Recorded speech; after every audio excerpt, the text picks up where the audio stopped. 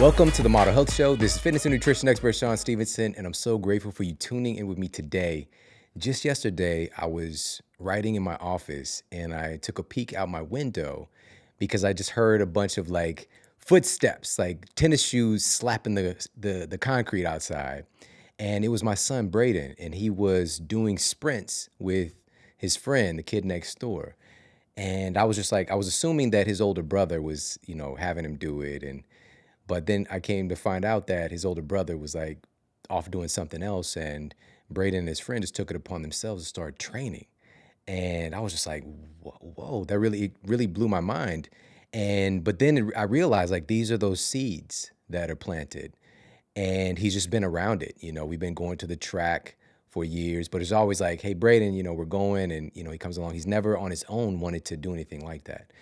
And it really is a big testament to the culture and to environment, but also it's something that I'm starting to question and analyze a little bit more, which is so great because of our guest today is really going to speak to this. But he also asked me that evening, he told me about what he was doing, and he asked me, Dad, how did you get so strong? And I was like, what are you talking about, bud? Like, I just, I lift weights, I eat healthy. And he was like, but how did you get muscles? And now he's like paying attention. He's wanting to be strong, like he sees with his brother, or I guess what he sees with me. And I was thinking about that balance of him striving to become his best self and having a culture of health and wellness in my family, and also him knowing that he's enough as well, and that he's 7 years old, and I'm just like, buddy, because he was just like, but I want to get stronger. I want to be strong like you. I was like, when I was 7, exact same frame. Like, your abs don't count yet, but I was built like you, with the, I looked like I was probably a little hungry, even though he eats all the time. And so just being able to have that balance of letting our kids know that they are amazing, that their bodies are wonderful instruments to express and have fun and to experience life. And we see the images on screen, our superheroes and all this stuff, and we want to have appropriate responses to that, and us tapping into our own personal health and well-being, if that makes sense, because the environment can push us in a negative direction. And with our guest story today, you can see how that manifests, but also you can see at any point we can change the story and we can turn it around for something positive. All right, so I just wanted to share that with you. And also when my guest arrived here at the studio, I gave her a gift. All right. I gave her some Four Sigmatic coffee. I gave her some Lion's Mane coffee. And her eyes lit up as though it was Christmas morning and not a creature was stirring, not even a mouse. All right. She was just so happy and pumped because she's a huge fan of Four Sigmatic as well. And a lot of people in the fitness and health space are, because Four Sigmatic, number one, it's organic coffee. Number two, and most important, this isn't just coffee, all right? This isn't your granddaddy's coffee. It's infused with medicinal mushrooms. And I gave her the Lion's Mane formula. And I've shared this before, but I really want you to get this. The University of Malaya did a wonderful study, and they're studying Lion's Mane mushroom because of its neuroprotective capabilities. They found that this is one of the few compounds in food, in nature, that is able to help to regenerate neurons. All right. There was a time in neuroscience when they thought when your brain reaches maturity in your 20s, that's pretty much it. Like the neurons that you're born with, that's what you die with, and they just kind of die off in the process. But now we do know that there are certain parts of the brain that we can have neurogenesis and create new neurons. But some parts, it's a little bit more sketchy. And also in relationship to food, what foods can actually support the process of building new brain cells? Lion's mane is one of those seemingly magical foods or herbs or medicinal mushrooms that can actually do that. And so this one is geared towards focus, productivity, brain health, and you get that in your cup of coffee, right? And so we like to blend it with a little bit of healthy fats, maybe a little bit of some flavored stevia if you want a little sweetness to it. I like cinnamon in my coffee sometimes. So either way, definitely check out Four Sigmatic. You're going to love it so much. And just the way that it makes you feel without any of the weird crashes and addiction and just any of that stuff. because the caffeine amount is less, and also the mushroom really helps to balance out even the acidic nature of the coffee as well. And so it's just a wonderful product, dual extracted medicinal mushrooms, which you're just not going to find very many places. And so that's foursigmatic.com/model. That's FOURSIGMATIC.com/model. And you get 15% off everything they carry. All right, so pop over there, check them out. foursigmatic.com/model. And now let's get to the Apple Podcast review of the week. Another 5-star review titled Love Learning About Your Backstory by Aligned747. Very cool to learn about how Sean arrived to where he is now with this podcast. Congrats on all your successes. Your podcast is awesome. Such valuable content and love that you keep it real. Awesome. Thank you so much, Aligned747. I love that so much. Again, thank you for taking the time to leave that review. And listen, if you've yet to do so, please pop over to Apple Podcasts and leave a review for the show. Let everybody know what you think about the podcast or whatever medium you're listening to the show on. And also, if you're in the studio with us hanging out, please leave a comment below the video. All right, after you're done watching, let everybody know what you thought about the episode. All right, I appreciate it so much. And on that note, let's get to our special guest and topic of the day. Our guest today is Lori Harder, and she's a true thought leader who's impacted the lives of literally reaching millions of people. From the fitness side to the personal development side, she's been featured on 10 magazine covers for fitness. And as you'll hear in her story today, she made a pivot from that domain into a greater level of just service and really helping to uplift people and to provide real, tangible, actionable strategies for wellness. And she helps people to lock in their transformations by teaching how to create lasting relationships that support their long-term health goals. She's also a successful entrepreneur running 2 multi-million-dollar businesses. And she's also a coveted speaker, 10-time cover model, as mentioned. And what's so crazy, and one of the most interesting things I learned about her, is she's a 3-time fitness world champion. And she's also the creator of one of the top 100 podcasts, Earn Your Happy. And she's also the founder of the Bliss Project event with thousands of attendees. And she's the author of the best-selling book, A Tribe Called Bliss. She's been featured in Oxygen Magazine, Health and Fitness Magazine. She's been featured in NBC, Fox TV, TLC Networks, Forbes, Fast Company, and now she's here on the Model Health Show. And I love this episode so much. So many great insights and an incredible story. So I'd like to welcome you into this conversation with Lori Harder. Let's start with your story. Like you came from, were you from the Midwest?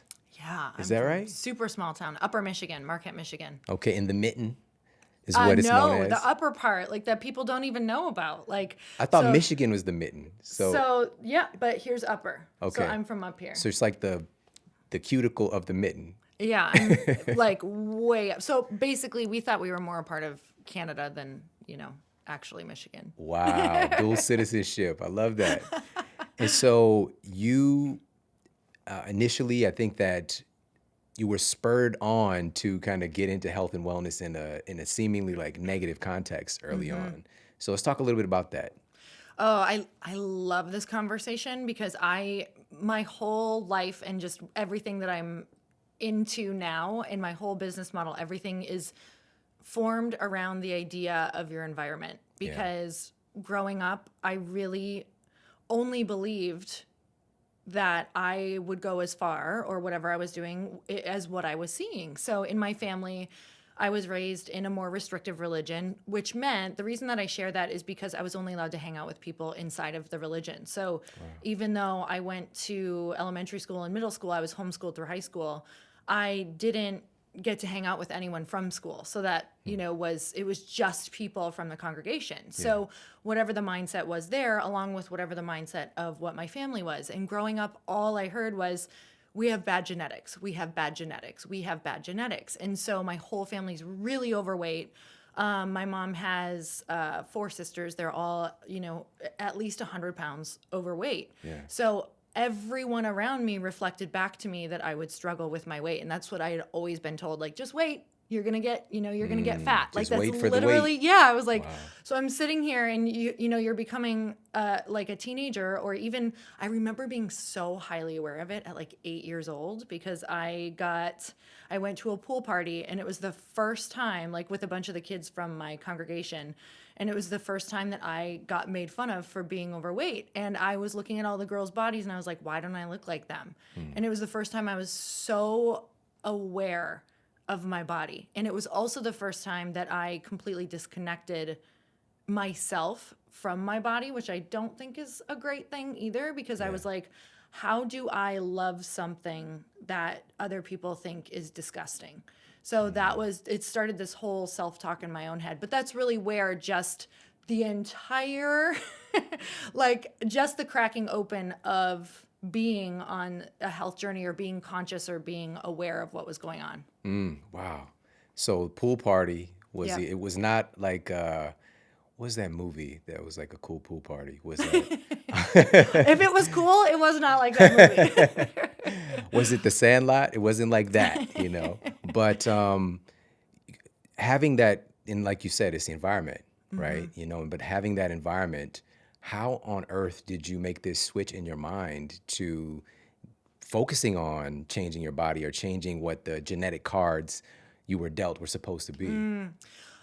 To be so honest with you, the only reason that I started seeking about health in the beginning was because I didn't want to feel the excruciating pain of being made fun of. Right. Like when you're a kid, all you want, well, and an adult, all you want is to fit in. And I think for me, just wanting acceptance and to be loved and to fit in, I was like, because I was being made fun of, I literally remember, and I write this in my book, and I actually wrote a whole TED Talk around this, because it was such a pivotal moment of just being marked into my brain of I was on the diving board at that party, and all of my friends that I thought were my friends started chanting whale. And it was like this moment of thinking the people that you loved were just, into an 8-year-old, like that's pretty like, traumatic. Unbelievable, yeah. And I jumped in the water, and underneath the water, I remember thinking, I will never feel this way again. Like, I will never let them, whatever that translated to me, I didn't know the translation yet. It was just like, I will never let these people do this again. And I remember saying under the water, like, just wait, just wait. So while at the time it was like, wait, I'm going to show you, and it was more of like a vengeful just wait, it still got the ball rolling of like, what can I do to take control over what I think is this fate of being overweight and being made fun of and struggle?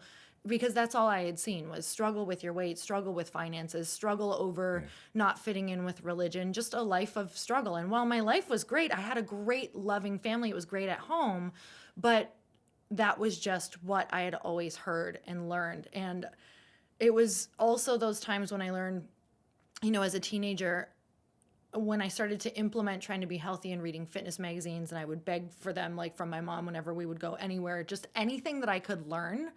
I was starting to understand that my environment was not supportive of my new habits, because I could try all day long to eat healthy, but then we'd go and we'd sit and watch a movie, and we'd order a ton of pizza, and there'd be so much ice cream and whatever it was all in the house that I would end up breaking down, because I would just want to sit and hang and like be with your family and be with your friends. So as a teenager, I started to learn that in order for me to actually make changes, I had to leave my environment more frequently. And while this is so challenging for me to tell people, because it was my family, I essentially had to break away from my family for long periods of time. But I was so miserable, because not only was it, because you want to be accepted or feel a certain way, it was because I didn't feel good. I was like having massive anxiety. I was having panic attacks. I was feeling depressed because we were eating so bad. We were eating so much sugar. We were eating, we would have like 3-4 desserts at night after multiple plates of spaghetti. So it was just like constant eating from, 5 in the evening until 10 at night when you go to bed. That was like just constant snacking. It's what we did. It was a habit.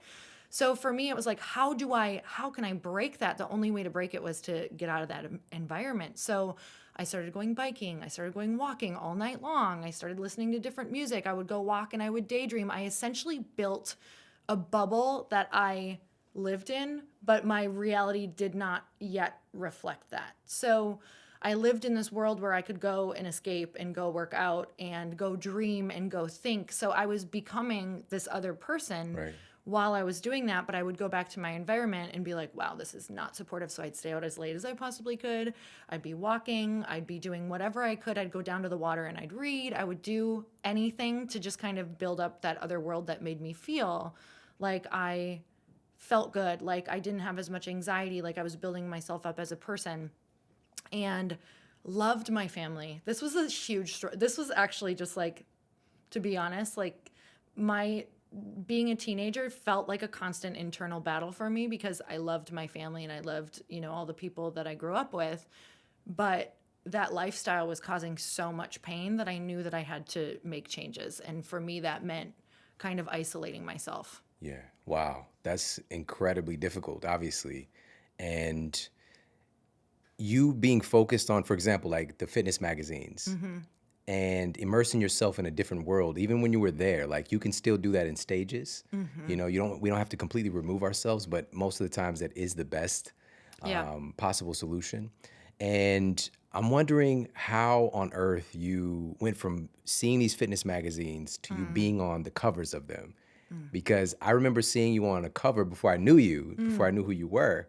I think you were like on 10 different covers or something like that, like major magazines. And it's just like, you're one of those people. Like, how did you get from there to that? Oh my God, the longest journey of my life.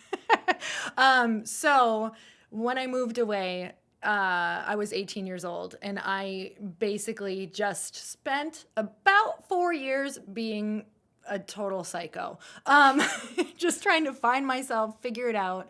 Because I left that religion, and like everybody outside of that religion was off limits. And now all of a sudden I'm in this world that's totally open, Yeah. and I don't know what I'm going to do for a living. I was homeschooled through high school. Everything that I was raised to do was to just go and, preach and go door to door and live this lifestyle and dedicate your life to this religion, which was great, but it was no longer the vision that I held for myself.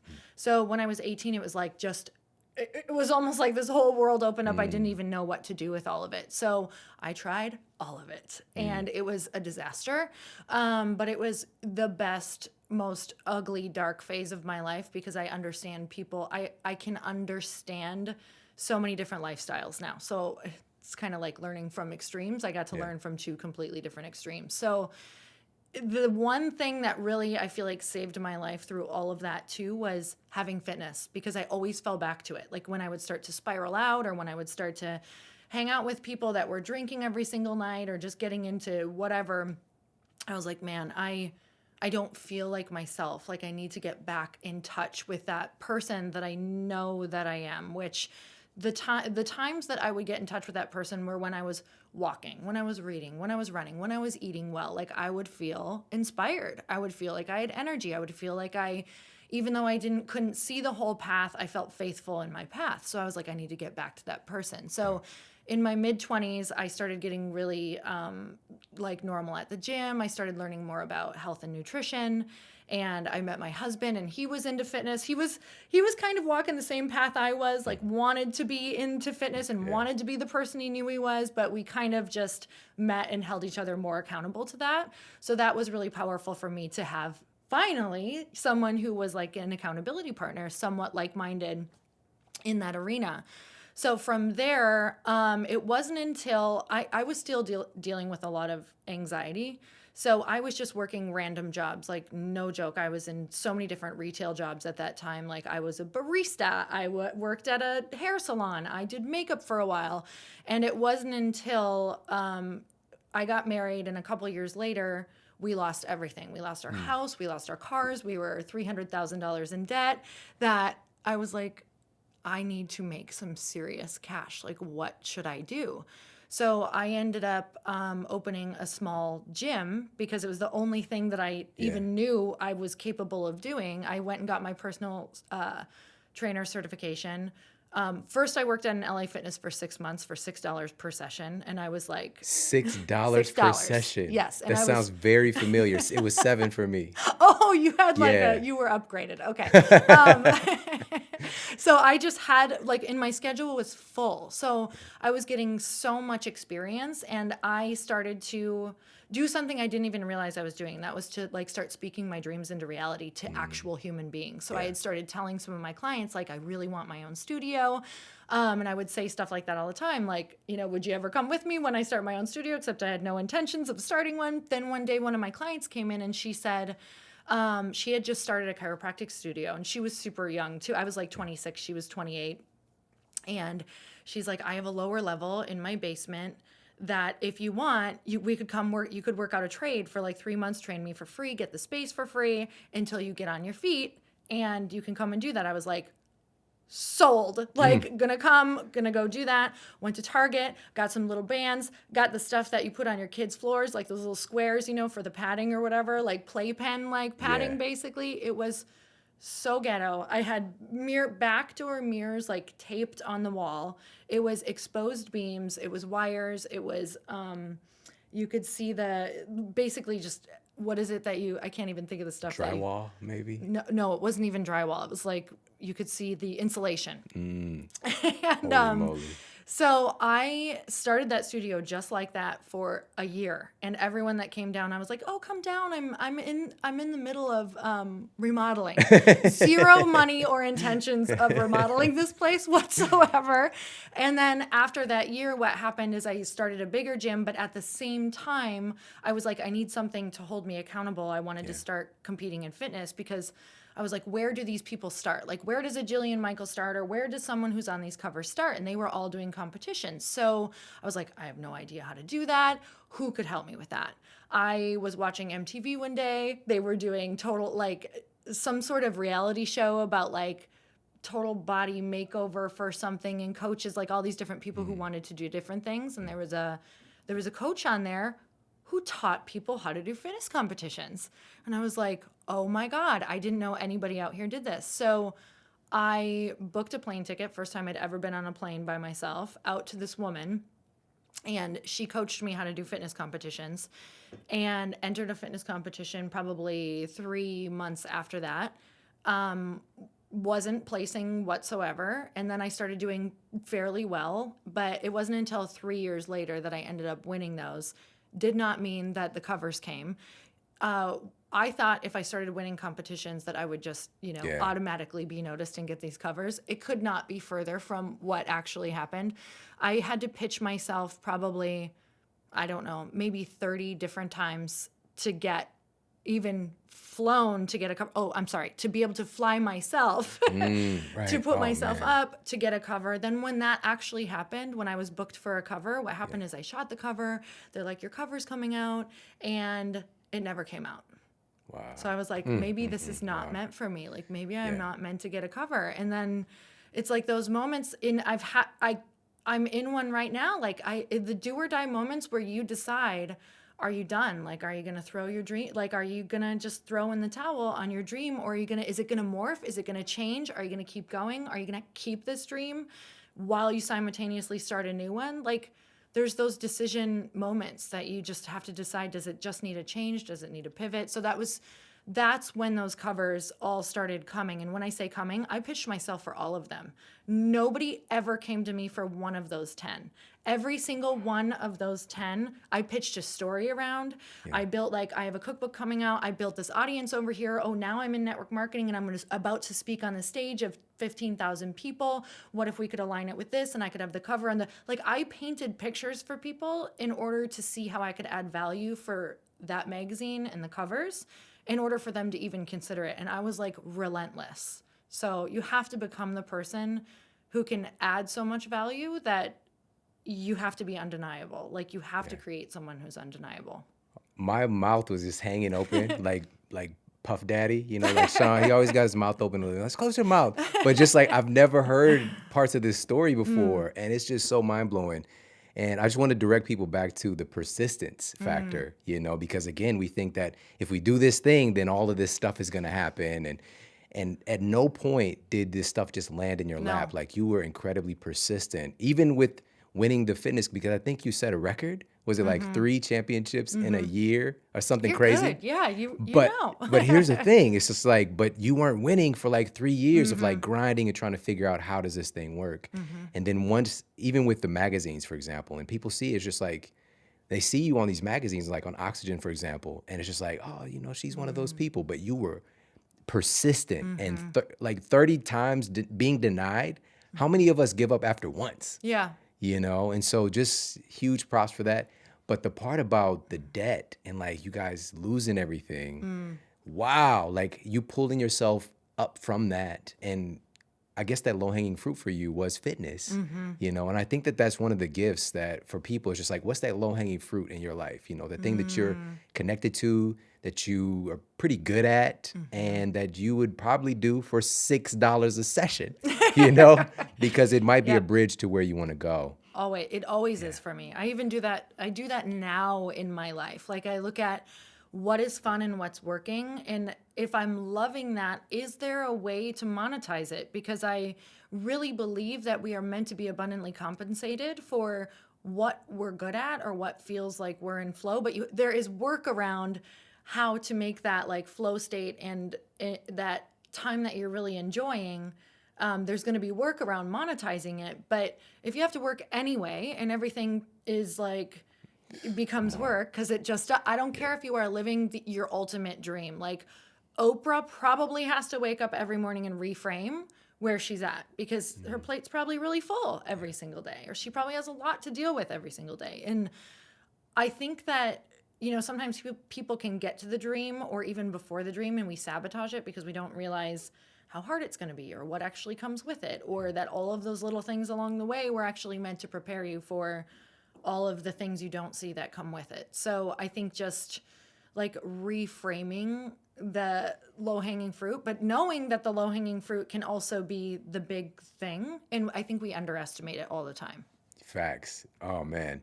So this leads me to, I had a conversation with JP Sears Yeah. on the show a few months back, and he was talking about this phenomenon in comedy where a lot of people who are, comedians and they get into that space, a lot of times it's like a compensation, like they're wanting to fit in and using humor as that's their tool and also finding significance through that. And sometimes they're so hyper-focused on the external world, they forget about themselves. And so I see a similarity there with you with the fitness story. Like he said that at some point you have to shift that conversation to one that's more affirming, and more about self-love and maybe giving comedy as a gift, to bring joy to others, but also feeling joy yourself. And so for you, you had a negative push in the beginning, but I would imagine that didn't turn out well. At some point, you had to make a shift. Oh my God, this is the best question ever because it's so important. I think that we continue to go back to the original motivators, and it doesn't work because motivations change constantly, and motivations have their expiration date for sure, because with fitness, that didn't, even when I started competing, it was like I had a really tough love, hardcore, nasty coach in my head. It was like, oh, you want to go back to being made fun of, or you want people to do this, or this girl's going to get this and you're not. Oh, you're going to feel that pain again. Oh, and that motivated me for a long time. Like I was running so hard from the pain that I just brought that coach in to remind me how painful it was. So pain was a huge motivator for me in the beginning.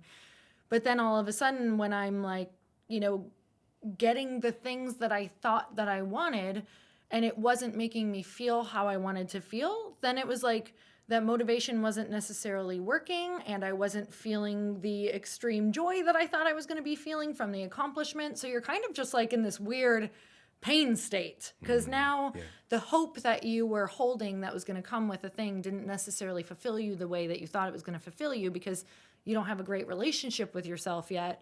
So I had to figure out how to even talk to myself different, how to start enjoying the present moment, because if the accomplishments weren't all about that, and now I lived in this state of like, now I'm just coaching myself to get to an accomplishment that doesn't actually equal fulfillment. That to me is one of the scariest places that if people don't learn how to reframe and get present, I think that's where I see, especially living in LA, I think that's where people can spiral out. Like, you can have all these dreams and then you get there and you don't like, if you don't enjoy every day or make every day fulfilling or make yourself happy every day, or make sure you have a life and environment that you enjoy, it's like, if the accomplishments don't bring the thing, then when am I ever going to be happy? Yeah. So for me, it was like a huge realization of all of that at once, because I had started winning the titles. I had started getting these covers. I was still using a bit of that coach in my head. And then it was like, okay, if this wasn't it, then what is it? And it was a really weird, empty, kind of scary spot of, I don't know what's next. Does this mean I have to pivot? But my identity is all over here. This is the only place that I got those accolades that I never got before. This is the only place I feel like I'm getting attention in my life. So I had to start really thinking, like, what am I good at? I'm so much more than just this fitness person. What else am I good at in my life and in my relationships? I started nurturing my relationships more. I started talking to myself totally differently, even when I would work out. Like, you don't just work out for this accomplishment now. You're working out because it helps with your anxiety. You're working out because when your head hits the pillow at night, you feel good, you feel accomplished. You're working out because you feel strong. You're working out because that's the time dedicated for you. You're working out because it's inspiring other people. Like, I had to completely reframe everything that I was doing in my life, because, to be honest, I was doing it driving for goals in the beginning. So I had to switch to, like, oh my God, I'm just left alone with me now. Like, that was an interesting place to be. Yeah. And it wasn't pretty. And I don't think people talk about it when they're like, if the accomplishments and the attention weren't it, then what the hell is it? Right. I gotta mention this because even within that story, you said a statement on your show, which I love your show. Oh, thank you. I was just telling you this. It's like, it's so good, so good.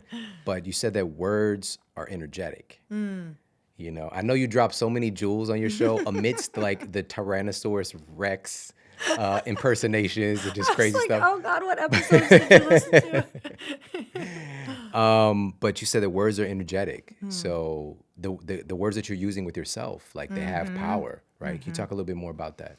Oh my gosh. So I've learned so much of this, not only with like the self-coaching, but also even in my marriage. It's in every relationship. Like, the things that we say to ourselves truly carry an energy. And I don't know if is it the water experiment? What is that book? Yeah, Masuri Moto. Yeah, that was Messages so of Water. powerful for me to watch clips from. It was also in a documentary. What the Bleep. What the Bleep. Yeah.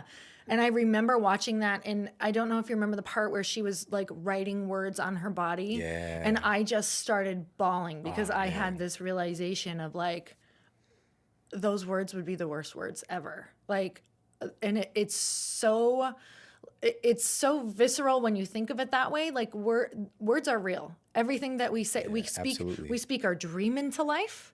So whatever you're speaking it into your reality. So if the way that things come about are from, first of all, an idea in your head, and then it starts coming because you're talking it out. And then, if you're going to do a business plan, you start laying it out and putting life to it in pictures and words, and you're only going to speak life into whatever that thing is. And so we have to remember, if that is how a true, like, actual tangible idea comes about, is through words, everything that you're speaking is becoming real. Like, it just is. And you're feeling it. People are feeling it. It's what you're bringing into your reality. So when we really start to think, what are the words that we're saying? Because those are the seeds that we're planting.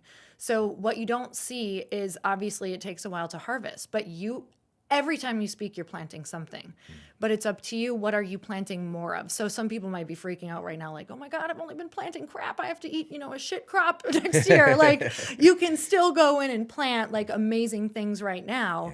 Yeah. And that harvest will definitely come through, but it's so important to realize how real it is. Yeah. I think that we can kind of downplay it and be like, oh, no one can hear my thoughts, or this works for me, or, this is how I lost 10 pounds before, or this is how I got this business before, was kind of like speaking to myself in this way or whatever. You're a different person now. And once you're aware of what we're talking about, it's not going to work the same for you. Like, you have to actually do the thing that works. There are laws. There are literally laws, and I know you know it. If there's something that you desire in your life, you have to follow the laws of how things come about, especially if you want to sustain it.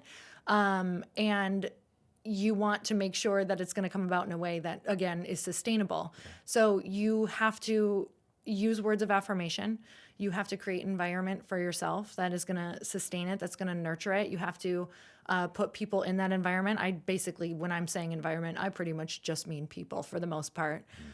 You have to get all of those reinforcements in your life that are going to reflect back whatever it is that you want. And you have to build that. So simultaneously, while you're coaching yourself, while you're building yourself up, while you're building a dream, you need to consistently be making sure that you're also building a nurturing environment for yourself. And that includes what you're saying in your head. So it's really easy for me. Even in the mornings, I'll wake up sometimes, because I'm going to be so honest, like, I don't know what it is about me, but the reason I do this work is because one of my default responses, no matter how much work I do, is in the morning to wake up and be like, ugh.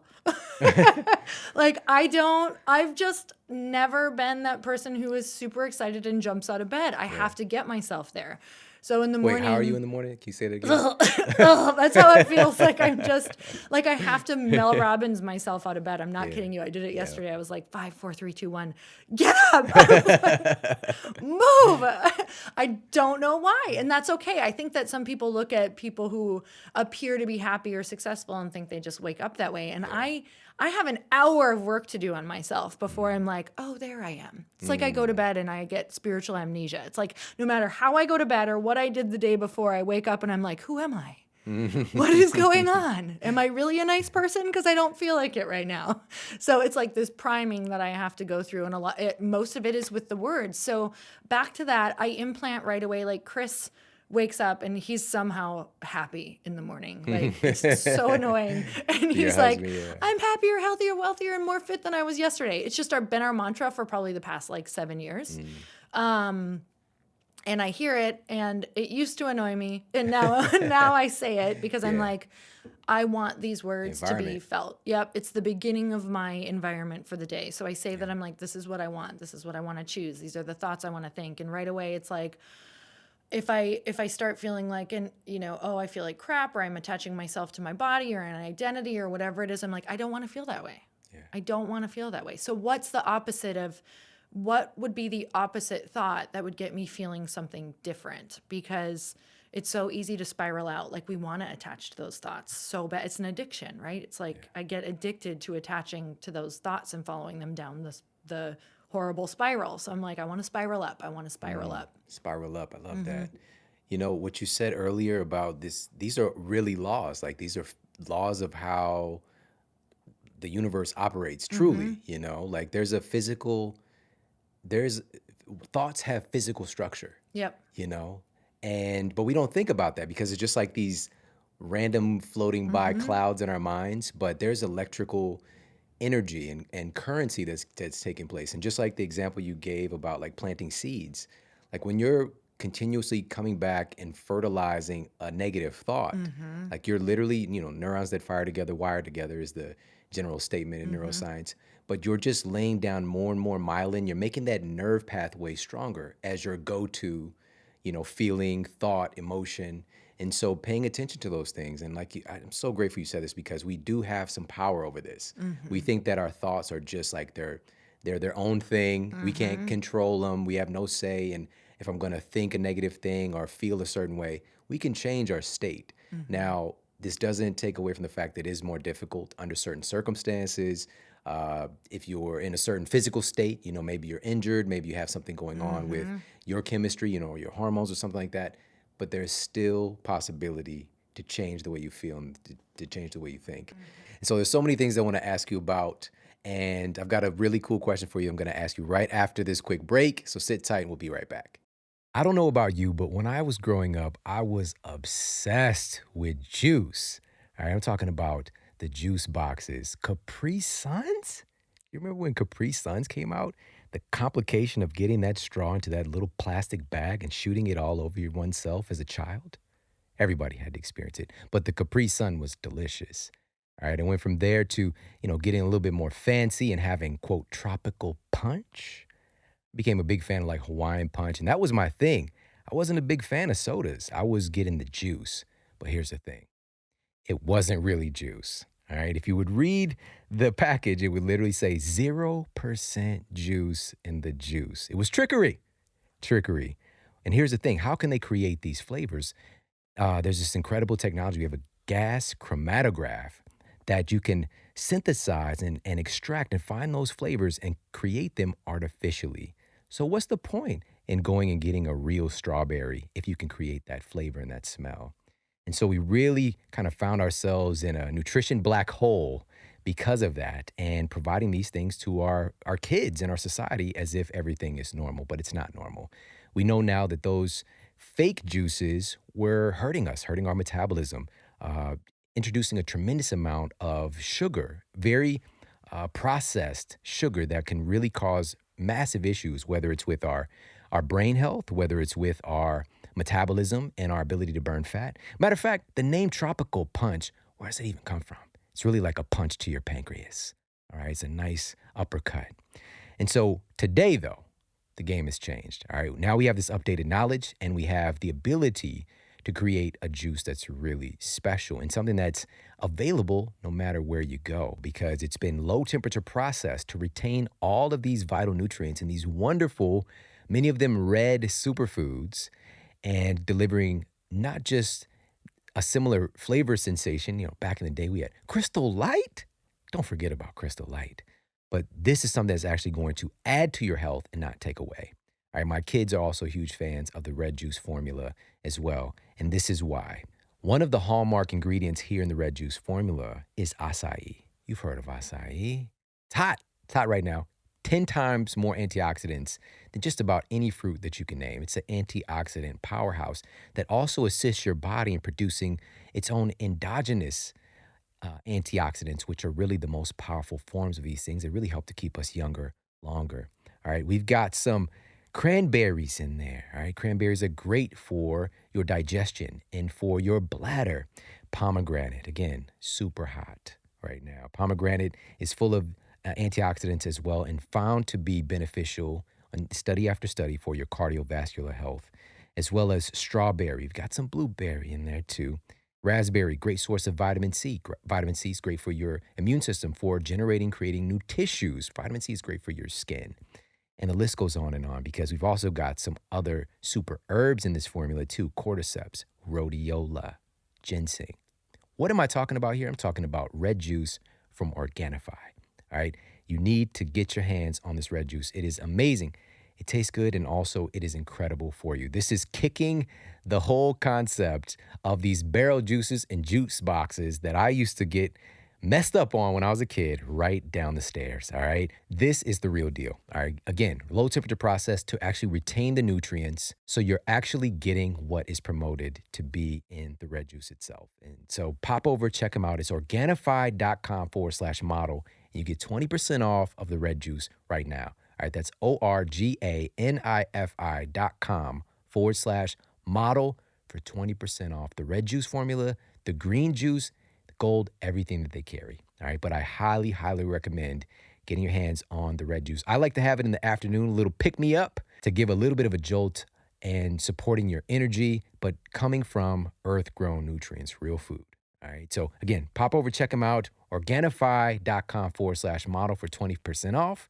And now back to the show. All right. We are back and we're talking with the incredible Lori Harder. And I'm a big fan of your show. And I love the format of it. I think you've got like 3 different types of episodes. Like you've got the interview, you've got like the weekly nugget where you just like lay down some just incredible gems, whether it's like personal development, financial wellness, whatever the case might be. And then you've got the Q&As with is it Evan, right? Evans. With Evans. This What morning. cutest name ever. Best name ever. And you guys just have a great time. Those are my favorite. Those are my favorite, probably. But within the context, even when you guys are having a good time, there might be a random poop joke. But then within that, you find these gems. And you talked about meaning, right? And it just like really hit me that like humans really we're meaning-making machines.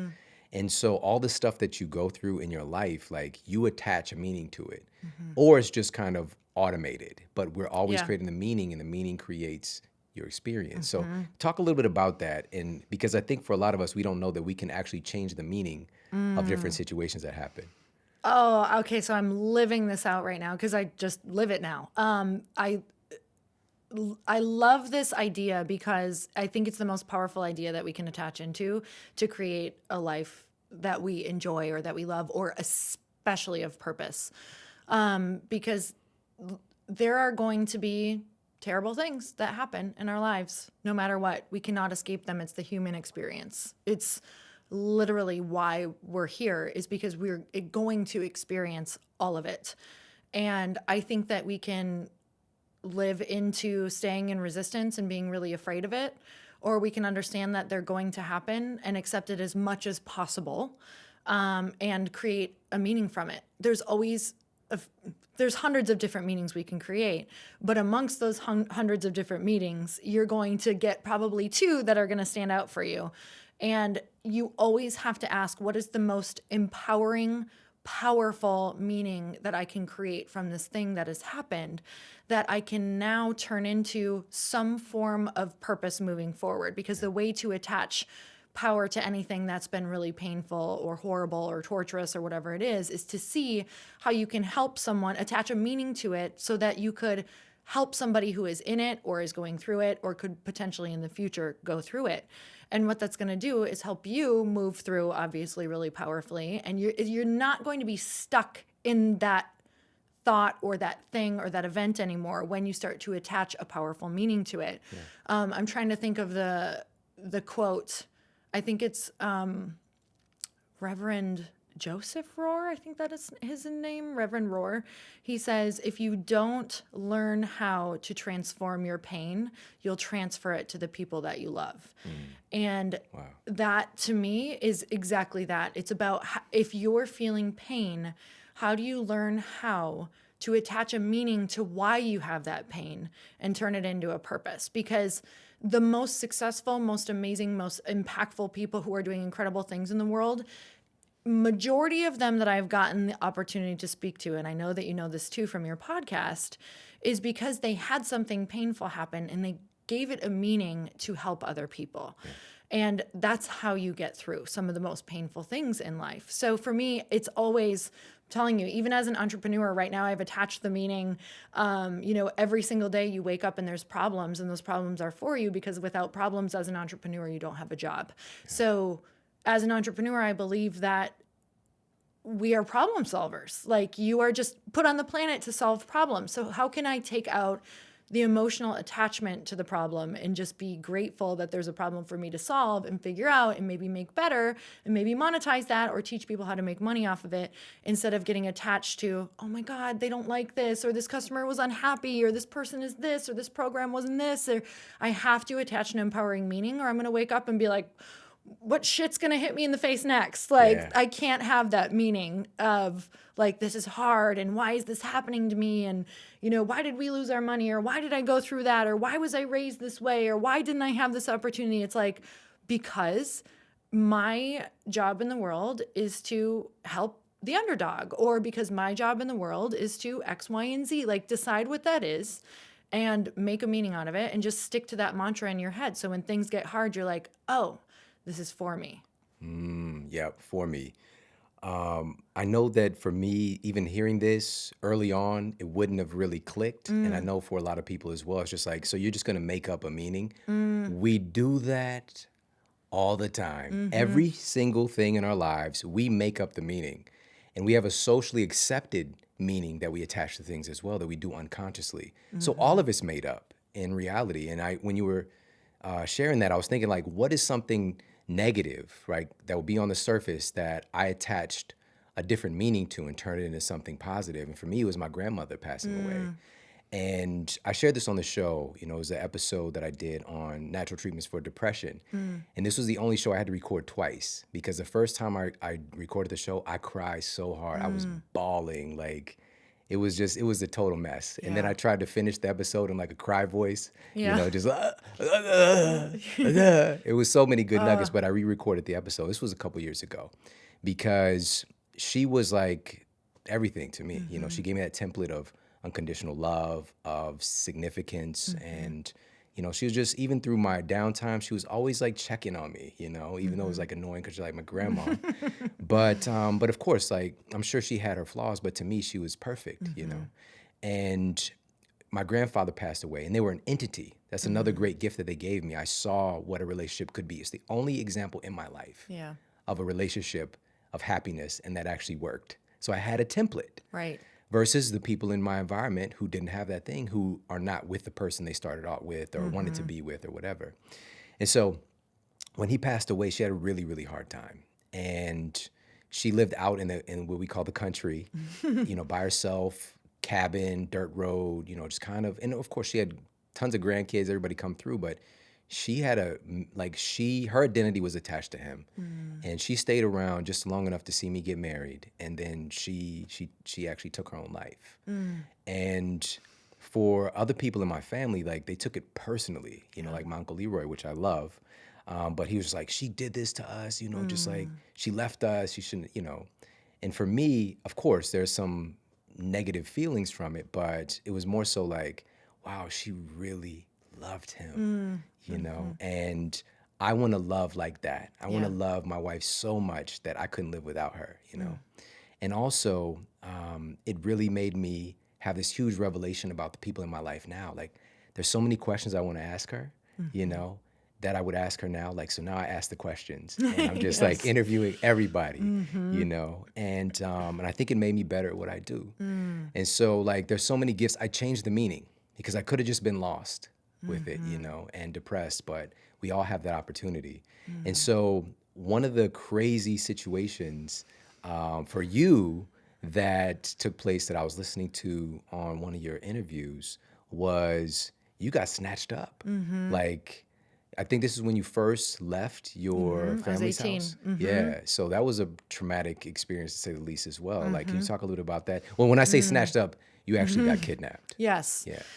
So I was 18. So it's now, you know, it's crazy because I can completely talk about it almost with no emotional attachment because it's been so many years and I've done so much work around it. But yeah, literally making meaning of that one took me a while because I didn't have the tools at all to. So as you were talking, like, you know, people in the beginning phases may have no idea how to make meaning. Like, I went through every emotional phase of like, what did that even mean? And why was my life spared? Like, I think that's what started going into that. Just to rewind a little bit, I was 18 years old, went on a trip to Cancun. My girlfriends and I went to a club, did what you do at a club, get super, super drunk, waited in line for the I had to go to the bathroom, waited in line forever. You guys know spring break, it's like an hour wait. Came back, they were both gone. And we had gone with a group of guys from our hotel that we had just met. And I was worried about one girl in particular because I didn't want her to get taken advantage of. And I knew that she had like passed out in the booth. So I needed to get home as quick as possible. So they were like, don't take cabs around here. I didn't understand why. I thought a cab was a safer bet. I didn't even think of it. They're like, take the bus. But I needed the fastest way back to my hotel. So I took a cab. And I essentially ended up getting kidnapped for like 8 hours with him and physically fought and ended up talking my way out of it, which was insane. This was truly this was the second time in my life. First time was like a near drowning experience, but second time that I was like, there is a God, there is a greater energy, and it is so present in moments like that. I just had a massive download in the middle of it, meaning it was like, I didn't know what was going to happen in the beginning, and I was physically fighting for my life, did not know how I was going to get out of it. And all of a sudden, in the middle of it, it's like this extreme calm came over so clearly. It was like I could hear everything. I could see it. It's almost like in the movies when like time slows down. That's literally what it felt like. And I just felt a voice. I couldn't even tell you what it sounds like, but it was like, you're going to be fine. Like, you're going to make it out of this. And I looked around in his car and he had all of these like religious like paraphernalia, like crosses and Jesus and all these things. And I'm like, I'm a religious background. I'm going to start talking about this. So I just started talking all about, you know, religion, God, family, whatever that is. And something right away came out of my mouth. I'm like, if you bring me back, like, you'll be forgiven. Like, none of this matters. Like, and none of anything that you've done, honestly, you have those moments where you're like, I don't know where this is coming from. I know you've spoken on stages or you speak through your podcast once in a while. If you just open up, it's like it just comes through. So I ended up, after hours of us fighting, like you just got talking. you're like bleeding at the Oh, yeah. yeah. This was like after 4 hours of physically fighting, and I ended up convincing him to take me back. Wow. And he laid my head down in his lap and had a knife on my neck while we drove back to the hotel. And I just basically like, don't look back, don't look at anything, like don't report this, don't whatever. Well, I got into the hotel and I immediately obviously reported it. I was bleeding everywhere. Like some of my teeth were knocked out, and like it was just. And coming back, this is a normal thing that happens. Like, I did not know that. So then I talked to the cops. They're like, you're really lucky that you're alive. And this happens a lot. So, for me, that experience making meaning out of it, the only thing that I could go back to for a long time, because let me tell you, I had some serious issues with trust, with trusting men, with so many different things. Like, I started to just like detach from life. I remember I actually just went into like a really self-sabotaging place for a little while where I just drank and didn't care about anything that happened. Like I was just really like not caring, did not care about my relationships, it was a very detached, like numbing place for a while. And then I think the meaning that started to be made from it is when I started to just be like, why am I still here? You're right. So I had to start going, my life was spared. I better make something of it. And I remember just like praying and being like, I'll do something with my life, like because of this. I didn't know what, still took me a few years. I think what happens for people is they can make those promises in something and they think they're immediately supposed to do something, then they get mad at themselves. You'll be just fine. Took me like 3 years to really clean up my life and finally start doing things with my life after that, maybe 4. But yeah, it took a while to make meaning, but I'll tell you that like I still use that as a powerful reason that sometimes when I'm in a really tough spot, I'll be like, oh, that happened, still here. Got to keep moving. Yeah. Oh man, thank you for sharing that. Yeah, absolutely. And this is just for everybody, whatever hardship you've been through, you're still here. Yeah. Like we don't really get it. Like everything that's come your way, you've made it through. Like you are that strong. And when I heard the story, which I just heard new dimensions of it, but it literally sounds like a movie. Like it's that rare movie where the person does like you literally talk like you was like in a negotiation situation, which you could have been the FBI for real. Like that could have been your career path, but you made it through that situation and eventually attaching that meaning of, because and that's another thing, like you don't have to choose the proper meaning right now, the one that's serving you. But there is going to come a point when for you to heal. And I think this is another thing that you talk about as well is that pain is a really good teacher, actually. So can you talk a little bit about that? Because again, like when people see you and the place that you're at now, they think that, it's maybe easy street, but you still go through these painful situations. So why is pain a good teacher or like valuable in our lives? I think pain shows you what you're really attached to. It can show you some really unhealthy things you're attached to. I think pain can be a huge motivator. I think pain is such a beautiful teacher of acceptance. I think back to just what you just shared about your grandma. Like pain is such a teacher of like accepting what is. And we have so little control over a lot of the things in our life. And I think when we are in resistance of pain, I think there are a lot of people, including myself, who live and only live from a place of trying to resist pain. And pain that doesn't even exist yet. But technically it does exist, right? Because we're like bringing it into our thoughts. So it's fully there and it exists before the actual real pain exists. So for me, I'm always questioning pain like, is this a real pain? Am I creating this pain? Why am I in such resistance of this pain? Like, what am I actually afraid of? And then something that I do with pain is I literally sit with it and I play out worst case scenarios. So whether it's a business decision that I want to make, or right now I'm thinking of taking a huge leap and creating something new. and creating a new company. And I was in serious resistance of the pain around the possible failure or the possible money I could lose or other people's money that I could lose or not knowing or not being smart enough. And this pain world that I had created in my head that didn't even exist yet was already stopping me. And I had to really be like, wow, I'm in resistance over pain of what people will think about something that doesn't even exist.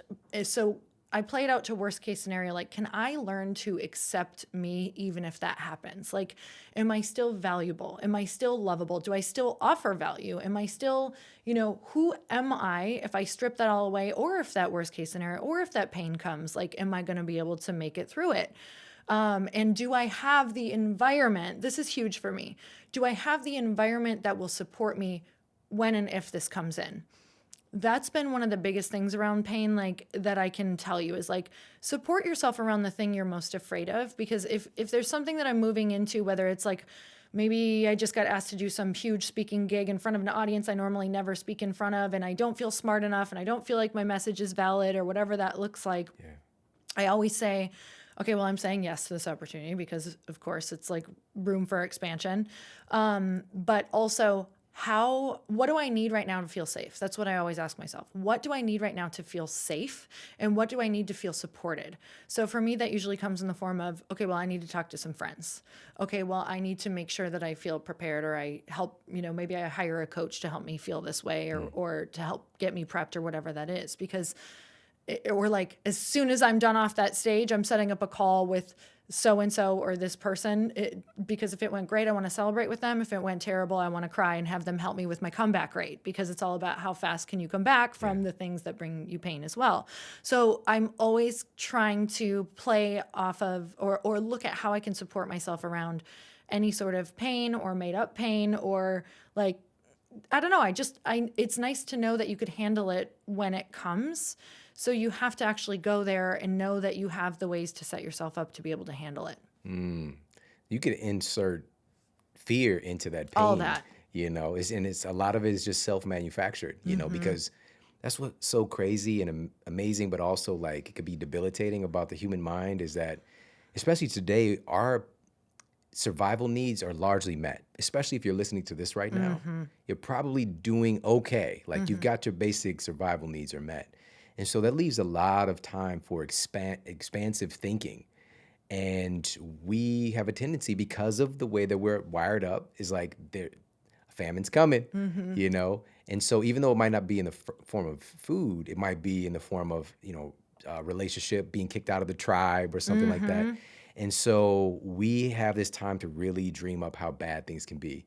And you've got to, for the most of us, you've got to consciously start to change that message and think about how good things can be, and we all have that potential and that option.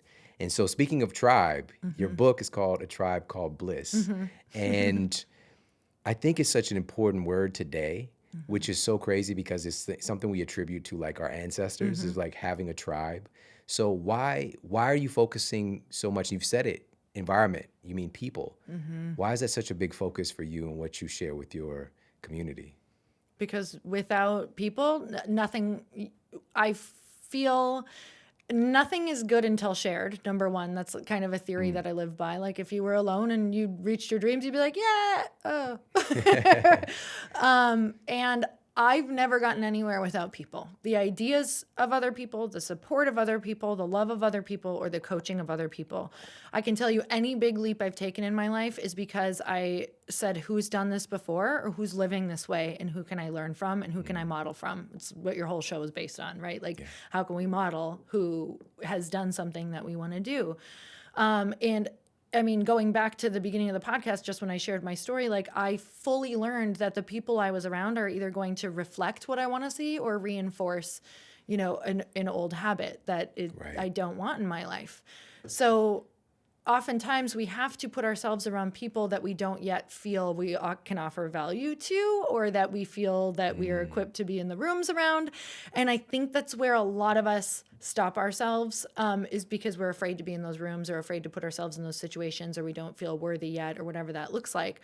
Like, you're not going to feel that way when you are figuring out who your next environment is or who your next tribe is. And I want to tell people, whether you're in the beginning phases or whether you look at someone right now who has, a successful business and you think they're doing everything they want to do, life pivots. So when their life pivots, like, I'm definitely pivoting into something new, which means I'm actually creating a whole new tribe of people around me, because the ones I have right now aren't going to help me get to where I want to go to the full extent that I need them to. They can give me support, but they've never been to the arenas that I want to go step in now. So I'm in a whole new ball game of, like, square one of asking questions that I'm like, am I really asking these totally basic questions to these people? And yes, you have to literally put yourself in situations with people who know way more than you, that you don't feel prepared for, that you're going to feel like exactly how I feel right now, and saying, I feel like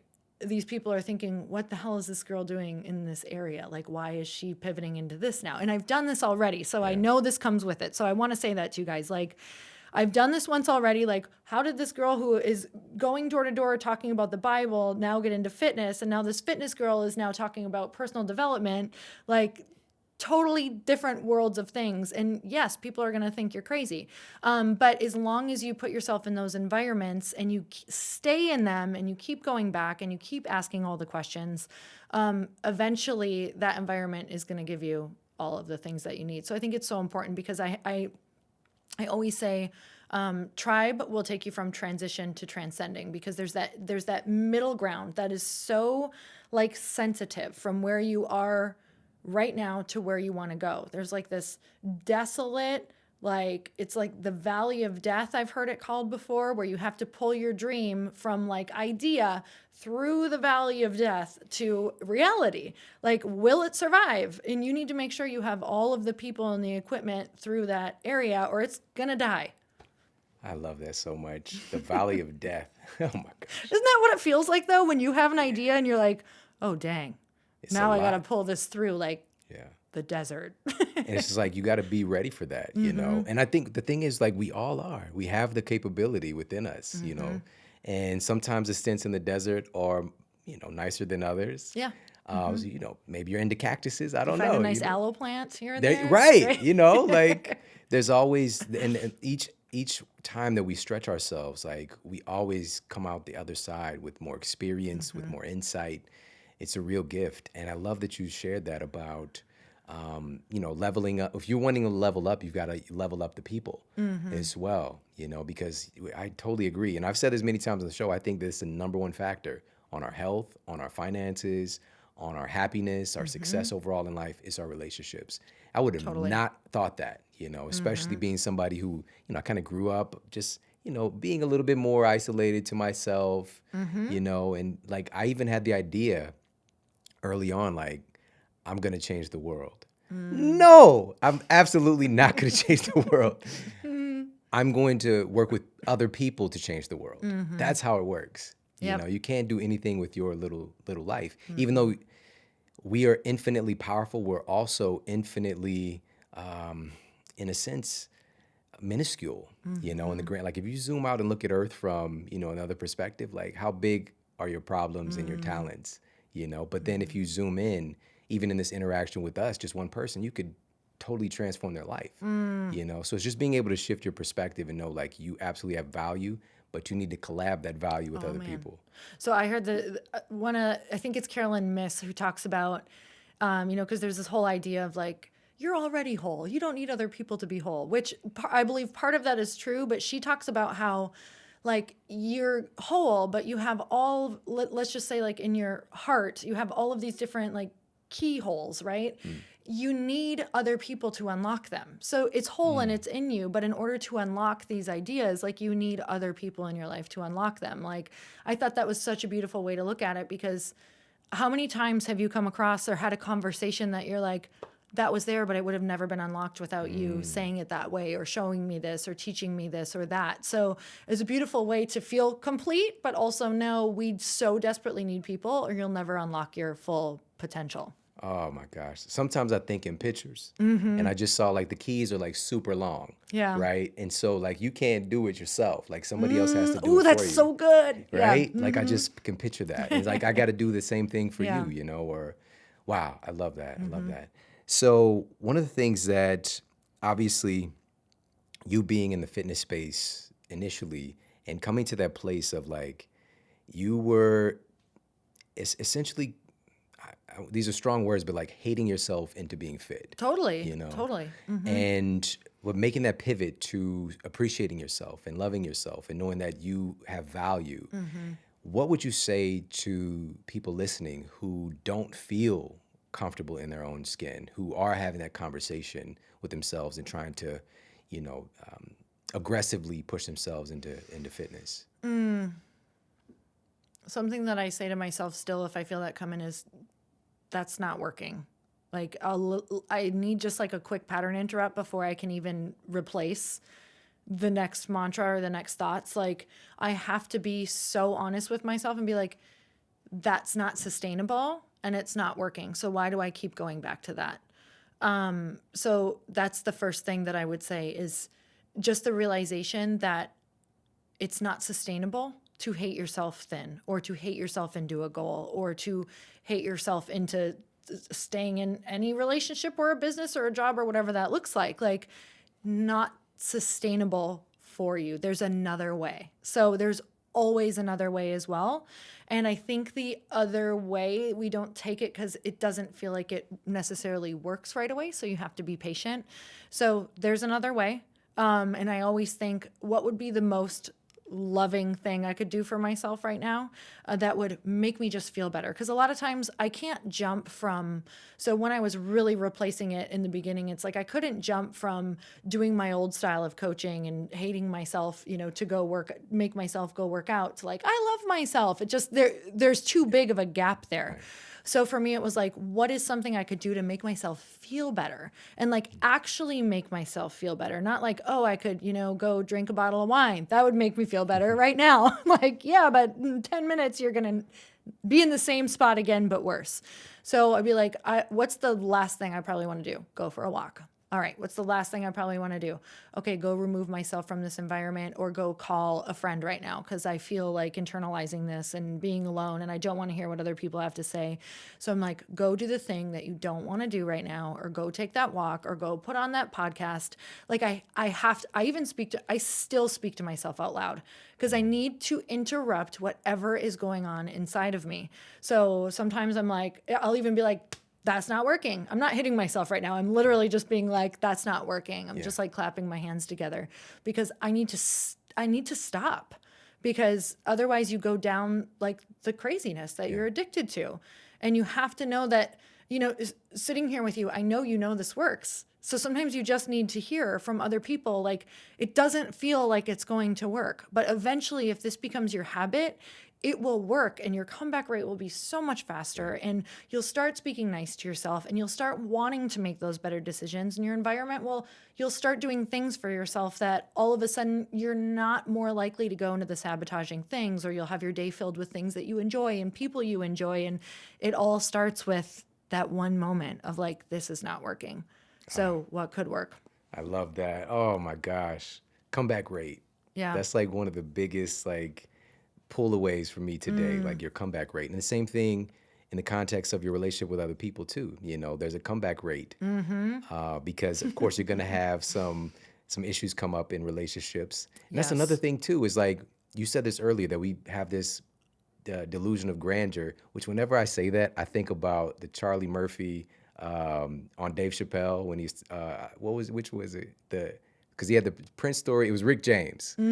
And, he says something about delusions of grandeur or something. But we have these delusions of grandeur that at some point we're going to achieve this happiness and that's going to be our life. We're just going to coast it out, right? And we even have these ideas sent to us from people who are elevated, according to our thought process spiritually, right? This nirvana, right? I was watching the Ninja Turtles movie with my son this week, the part 2. Okay. With Bebop and Rocksteady. Just shout out to them doing the cartoon right.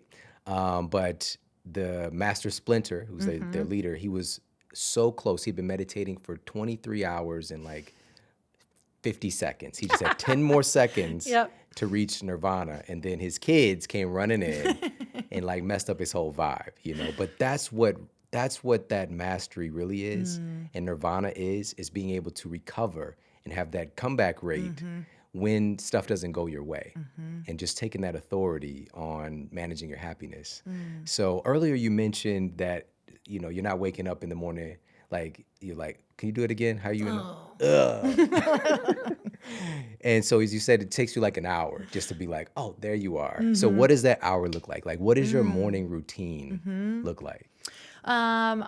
It's pretty much the same every day. So it is wake up, say my mantra, go downstairs. Chris is being really happy. I'm being really quiet. And then we will put on, one of our favorite things is like pick a station. What station do you want to hear today? So we'll put on some music. So whether it's like, you know, maybe it's something slow or meditation, just something that's just on, bring in some energy that feels positive. And then we read. So we have a thing where it's like pages before swipes, basically the idea of like creation before consumption. I'm taking notes. And this morning we have to remind each other too, because Chris picked up his phone and I was like, pages before swipes. He goes, I'm reading an article. So he's like, I am reading. I have to do the same thing because my wife will be like, what are you doing on your phone? I'm reading, I'm research. He like shows me. He'll flip the phone and show me. I'm like, okay, fine. But that's how important it is. I'm like, whose ideas are you putting in your head right now? Because man, like social can be a really crazy place. So you have to choose what, like, are you thinking your thoughts? Or are you thinking someone else's thoughts right now? So we do that. We read for a little bit, and I'm talking, this is pretty fast. Like some mornings we get to read longer, but we usually have about an hour before we head off to a workout. So I'll read for 10, 15 minutes. Like sometimes I'm just quiet with my coffee for a bit. Then I'll read for 10, 15 minutes. Then I meditate for maybe 5 to 10. And then we go to a workout. That's my morning every morning. And I feel so different if I miss one of those. And don't get me wrong, I miss 1 or 3 of those every single week. Yeah.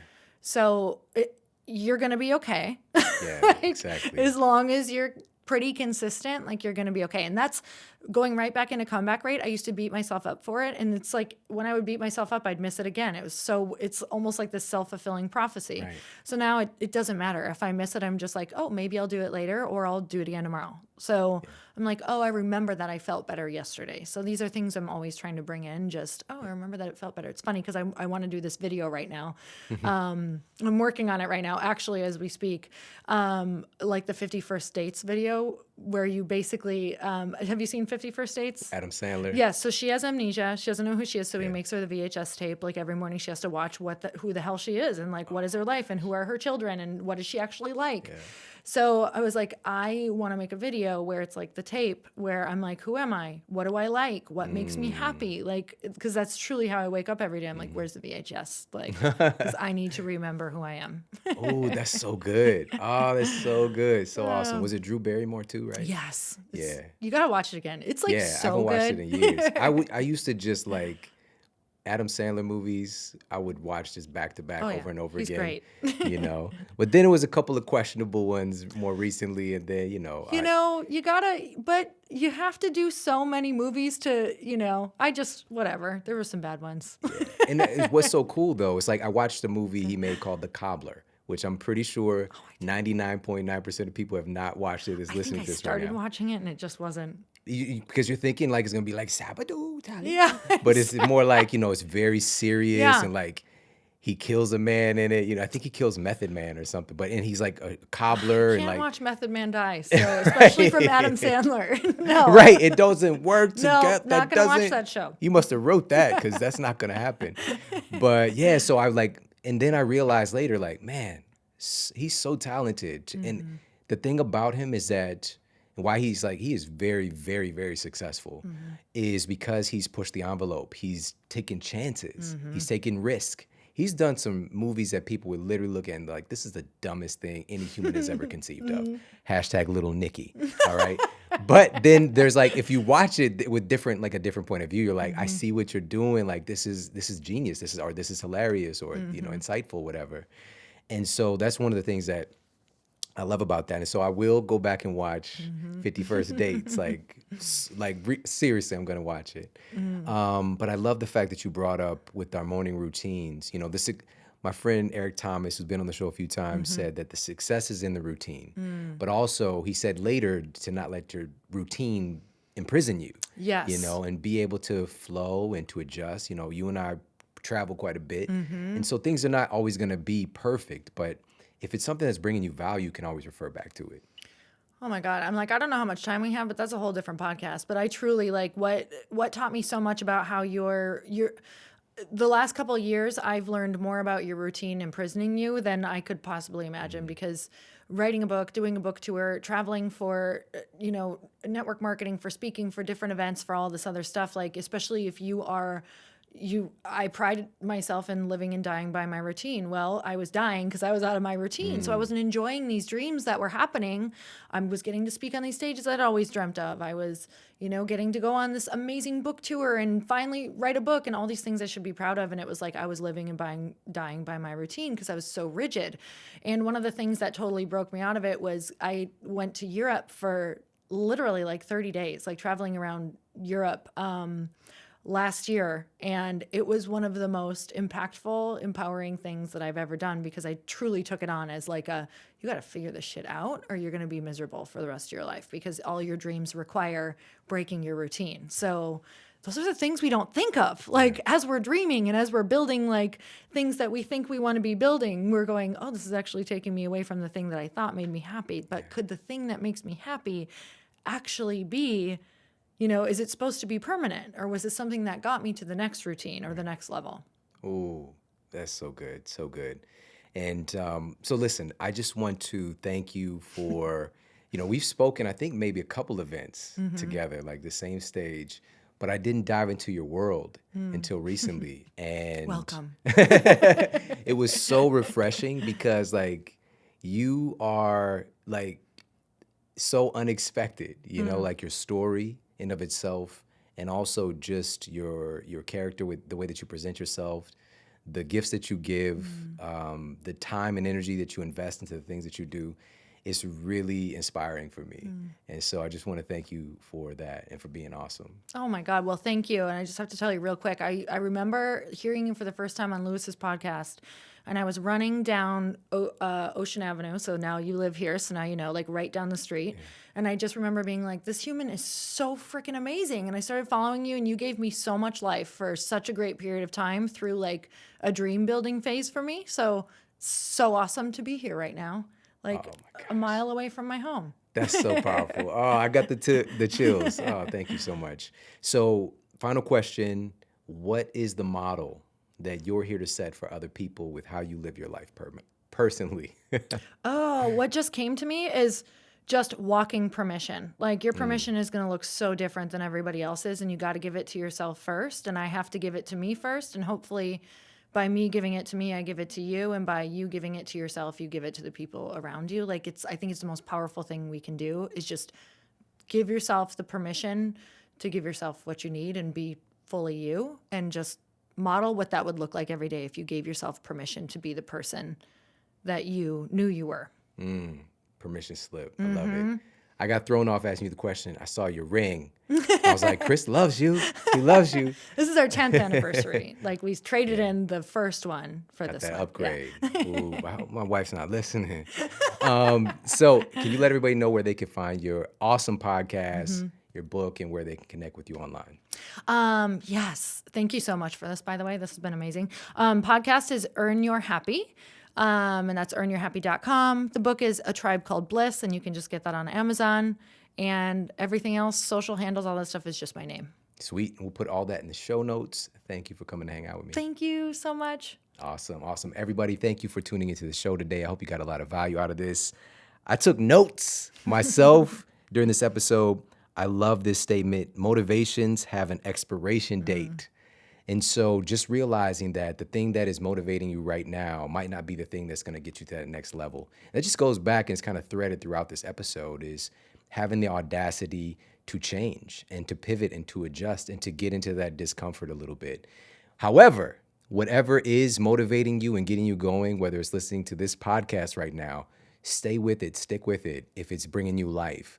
But also know that at some point you might need to pivot and to dive into something else, a new motivation. Maybe it's a family member, maybe it's, a work opportunity, maybe it's a project, maybe it's a charitable thing. I don't know what it might be that's motivating you, but just understand motivations have an expiration date and to keep on finding new pieces of motivation. And also, comeback rate. I love that so much.